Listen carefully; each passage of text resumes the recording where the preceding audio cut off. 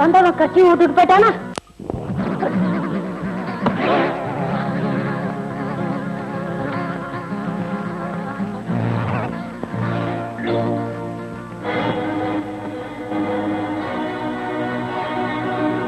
அம்மா, note NOTA பணம் இருந்தோம் திருப்பி கொடுக்க வந்திருக்கேன். நல்ல பிள்ளை பண்ணி. 2 ரூபா 1 ரூபா கூட சிறையா மாத்தி வச்சிருக்கேன். புத்திசாலியும் கூட. ஆமா, இந்த பர்ஸ் உனக்கு எங்க கிடைச்சது? பக்கத்து வீட்டு படுக்கையில கிடைச்சது. அதாங்க அருந்ததி அம்மா வீடு. சரி, உள்ள வா.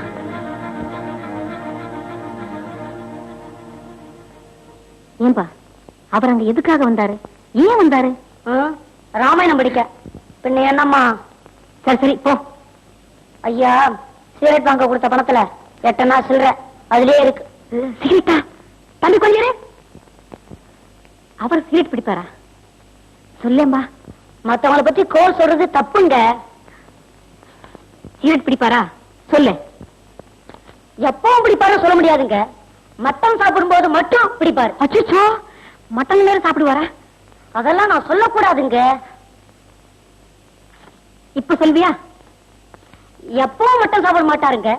தண்ணி போடும் போதெல்லாம் மட்டன் வேணும் பாரு. அட பாய் மனுஷா, எப்பெல்லாம் தண்ணி போடுவாரு? எப்பவும் அந்த பழக்கம் சொல்ல முடியாதுங்க. அருந்ததி அம்மா வீட்டுக்கு வந்து தங்கும் போது மட்டும் தண்ணி போடுவாரு. வரப்பெல்லாம் 10 ரூபா வள்ளிசா கொடுத்துருவாரு. இப்படியே 1000 ரூபாய் சேர்த்து வச்சிருக்கேன். கணக்கு தெரியுமா?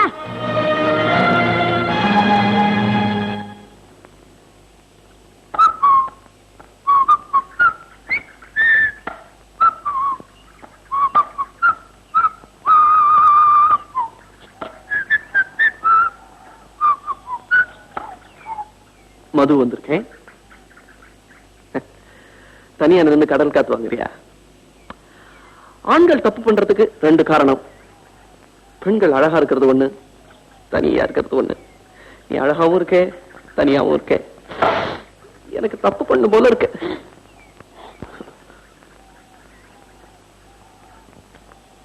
ஏன் பர்சு? ஏதான் தேடிட்டு இருக்க? எப்படி கிடைச்சது? பழக்கடை, பாய்க்கடை, புடவை கடை எல்லாம் சுத்திட்டு பக்கத்து வீட்டு படுக்கைக்கு வந்து சேர்ந்ததான். பையன் கொண்டு வந்து கொடுத்துட்டு போனான்.